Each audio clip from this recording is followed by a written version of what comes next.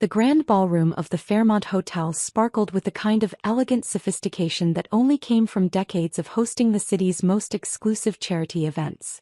Crystal chandeliers cast warm light over tables adorned with centerpieces that cost more than most people's monthly rent, while servers in pristine white uniforms circulated among guests wearing gowns and jewelry worth small fortunes. Mom's surprise 58th birthday party had been perfectly coordinated with the annual Children's Hospital Foundation Gala, ensuring that her special night would be surrounded by the city's philanthropic elite. I stood near the silent auction tables in my simple navy dress from Target, watching the well-choreographed dance of wealth and social positioning unfold around me. The guest list read like a who's who of local business leaders, political figures and old money families, all gathered ostensibly to support sick children while actually networking and displaying their charitable credentials to peers. Mom held court at the head table in her designer gown, beaming as friends and family showered her with congratulations and expensive gifts. Dad sat proudly beside her in his custom tuxedo, occasionally rising to greet business associates and their wives. My brother Marcus commanded attention near the bar, regaling anyone who'd listen with stories from his latest acquisition deal, while my sister Amanda sparkled in diamonds that probably cost more than most people's cars. The evening had started beautifully, with surprise toasts celebrating Mom's decades of volunteer work and her reputation as one of the city's most dedicated philanthropists. But as the champagne flowed and the charity auction began, the familiar pattern of family dynamics started to emerge. "Rebecca." Uncle Richard's voice carried across our table as the auctioneer began presenting expensive vacation packages and art pieces for bidding. "Come sit with the family. We need to discuss your contribution to tonight's cause." I walked over from the silent auction display, knowing exactly what was coming. Uncle Richard had perfected the art of publicly discussing family members' charitable giving as a way to highlight the hierarchy of financial success within our extended family. "Everyone," Uncle Richard announced to our table of 12 family members and close friends, "we should coordinate our bidding tonight to make sure the Thompson family makes a strong showing for Mom's birthday celebration." The table nodded approvingly, clearly expecting some strategic discussion about impressive donation amounts. "Marcus just won the Napa Valley Wine Tour for $8,000, Uncle Richard said with obvious pride. "Amanda and her husband are bidding on the European cruise package. That should go for around $15,000. More nods of approval around the table. "Now Rebecca," Uncle Richard's voice took on a different tone as he turned to me, "what's your budget for tonight? I know money's been tight with your little teaching job." The table's attention focused on me with barely concealed pity. Everyone knew I was the family member who just couldn't seem to achieve the level of financial success expected of Thompson family descendants. "I'm still looking at the options," I said diplomatically. "Rebecca teaches kindergarten," Aunt Patricia explained to the newer family friends at our table. "Sweet work, very noble, but obviously not the kind of career that generates significant disposable income." "How much do teachers make these days?" asked Mrs. Wellington, wife of Dad's business partner. "Maybe $40,000 a year," Marcus answered for me. "Before taxes. It's basically poverty wages compared to what real professionals earn." The table made sympathetic sounds, the kind of noises people produce when discussing someone's unfortunate circumstances. "The sad truth," Uncle Richard continued, his voice carrying to nearby tables, "is that Rebecca will always be poor. She chose a career in public service instead of business, and now she's stuck living paycheck to paycheck while the rest of us can actually contribute meaningfully to causes like tonight's charity." "It's not her fault," Amanda said with sisterly concern. "Some people are just more comfortable with limited ambitions. Rebecca never showed much interest in building wealth or understanding investments. Look at how she dresses," Aunt Patricia added, gesturing at my simple outfit. "Can't even afford proper evening wear for her own mother's birthday party. It's honestly a bit embarrassing at events like this." The laughter that followed was more uncomfortable than cruel, but Uncle Richard pressed on with obvious satisfaction. "The thing is," he said to the growing audience of family friends, "charity events like this really separate the wheat from the chaff. People like Marcus and Amanda can bid on meaningful items, make donations that actually impact the cause. But Rebecca..." He shook his head with theatrical sadness. "She'll probably bid on something small, maybe a restaurant gift certificate for $50, just so she can say she participated." Meanwhile, the rest of us will be making real contributions. I took a sip of water and listened to them discuss various auction items they were considering, each trying to outdo the others with increasingly expensive bids. A week in the Italian Riviera, a private wine tasting with a celebrity chef, original artwork from local galleries. Standard wealthy person charity auction conversation. The formal auction began with the auctioneer, a distinguished man named James Morrison who'd been running high-end charity events for over 20 years, taking the stage to present the evening's most expensive items. Ladies and gentlemen, his polished voice filled the ballroom. Welcome to our annual Children's Hospital Foundation Gala. Tonight, your generosity will directly fund life-saving medical equipment and treatment programs for our community's most vulnerable children. Applause filled the room as guests prepared to demonstrate their charitable commitment through competitive bidding. Before we begin with tonight's premium auction items, Morrison continued, I want to take a moment to acknowledge some very special donors whose contributions have already made this evening an unprecedented success. The room quieted as people turned their attention to the stage.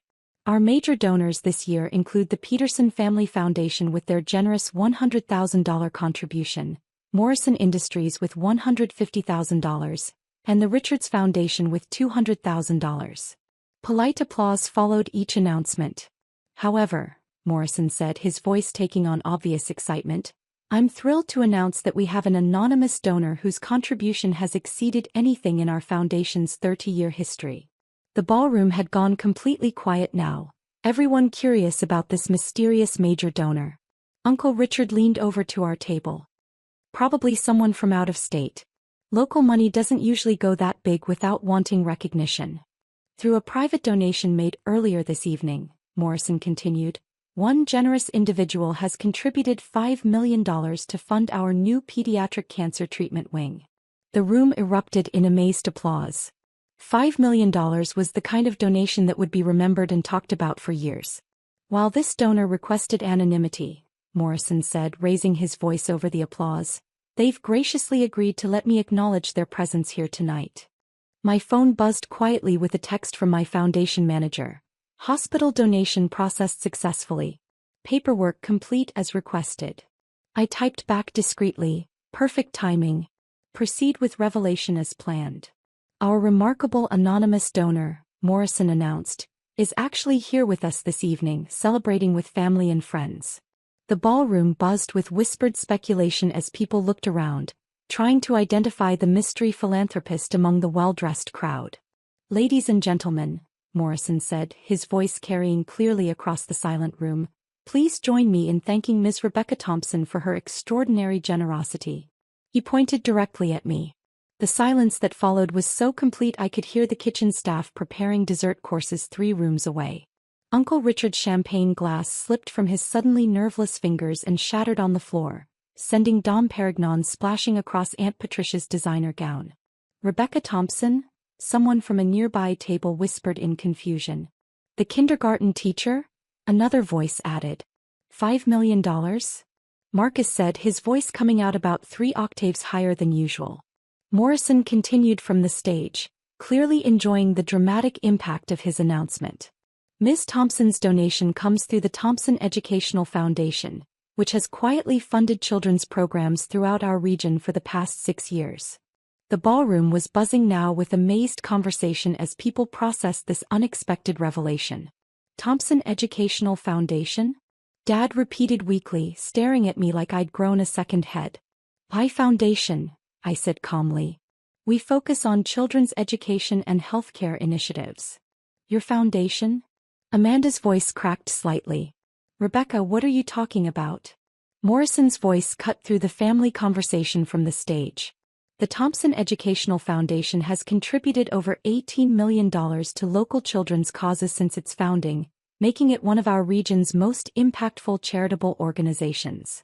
$18 million. The number hit our table like a physical blow. Mom found her voice first, though it came out as barely more than a whisper. Rebecca, how is this possible?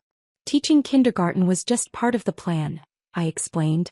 I wanted to understand educational challenges from the ground up before creating solutions through targeted philanthropy. Uncle Richard was staring at me like I was speaking a foreign language. Rebecca, $18 million. Where did that money come from? Thompson Publishing, I said simply. The educational materials company I started 7 years ago. Educational materials? Aunt Patricia asked weakly.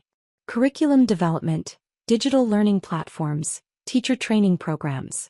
We supply educational content to school districts across 12 states. The conversation at nearby tables had shifted to whispered discussions about me, with people clearly trying to reconcile the simple-dressed woman they dismissed as poor with the multi-million-dollar philanthropist Morrison had just revealed. Thompson Publishing, Marcus repeated mechanically as if saying it might make sense. How big is Thompson Publishing? Annual revenue is approximately $45 million. After operational costs and taxes, we donate about 40% of profits to the foundation. Dad had gone completely pale. $45 million? Rebecca, that's larger than my investment firm. Education is a growing market, I said with a slight smile. Turns out understanding what teachers actually need in their classrooms gives you a significant advantage in developing products they'll actually buy. Mrs. Wellington leaned forward with obvious fascination. Rebecca, when you say you donate 40% of profits, roughly $12 to $15 million annually depending on the year. This year was particularly good, so we were able to make some larger commitments. Morrison approached our table, his face beaming with satisfaction. Miss Thompson, I hope you don't mind the public acknowledgement. Your foundation's work deserves recognition. It's fine, I said, standing to shake his hand. The Children's Hospital does incredible work. Dr. Martinez and her team have been wonderful partners. Partners? Mom asked with confusion. The foundation has been funding medical research and treatment programs at Children's Hospital for 3 years, Morrison explained. Ms. Thompson personally visits the wards monthly to meet with patients and families. She visits the hospital? Amanda asked, staring at me with new understanding. Every month, Morrison confirmed. The kids adore her. She brings educational programs, reading initiatives, sometimes just sits and talks with families going through difficult treatments. Uncle Richard found his voice, though it came out shaky. Rebecca, why didn't you tell us? All these years we thought, we treated you like I was poor because I chose to work with children instead of chasing money? I finished. I know exactly how you treated me. The table sat in uncomfortable silence as the reality of their assumptions became clear. But we were trying to help you, Aunt Patricia protested. We offered connections, job opportunities in our businesses. You offered me entry-level positions that paid less than I donate to charity in a typical month, I corrected, while making jokes about my poverty wages and inability to dress appropriately. Morrison cleared his throat diplomatically. I should return to the auction, but Ms. Thompson, the board would love to discuss expanding our partnership. Your foundation's impact has been extraordinary. I'd be happy to schedule a meeting, I said. My assistant can coordinate with your development team. After Morrison left, the table sat in stunned silence while the charity auction continued around us. Other guests kept glancing in our direction, clearly processing the evening's revelation about the poor kindergarten teacher who just donated more money than most of them made in a lifetime. Rebecca, Dad said quietly, your assistant? You have an assistant. Thompson Publishing employs 43 people full-time. The foundation has another 12 staff members. Yes, I have multiple assistants. 43 employees? Marcus whispered. Plus contractors and consultants. We're expanding into digital platforms next year, so we'll probably double the staff. Aunt Patricia was still staring at her champagne-stained dress, clearly having trouble processing the evening's events. Rebecca, the things we said about your clothes, your lifestyle, were based on assumptions you made because I chose to live simply while building something meaningful, I said. I drive a 10-year-old Honda and shop at Target because I'd rather spend money on pediatric cancer research than impressing people at charity galas. $5 million, Uncle Richard said, his voice filled with awe. For one evening's donation. Actually, I said, checking my phone as another notification came through, it's $7 million now. I just approved funding for the new children's wing expansion. The number settled over our family table like fog rolling in from the ocean. $7 million, Mom repeated softly. Tonight's total. The foundation's annual healthcare giving is usually around $8 to $10 million, depending on specific program needs. Amanda put her head in her hands. I called you poor. I said you couldn't afford proper clothes. While sitting at a charity event funded largely by money I donated, I pointed out. The irony wasn't lost on me. My phone buzzed with a call from my foundation manager. I answered it quietly. Rebecca, the hospital board wants to fast-track the pediatric wing construction. They're asking if we can commit to the full $15 million project cost. Approved, I said. Send the commitment letter tomorrow. I hung up and looked around at my family's shocked faces. 15 million? Dad's voice was barely audible. The pediatric wing will be the most advanced children's cancer treatment facility on the West Coast, I explained. Sometimes you have to think big to make real impact.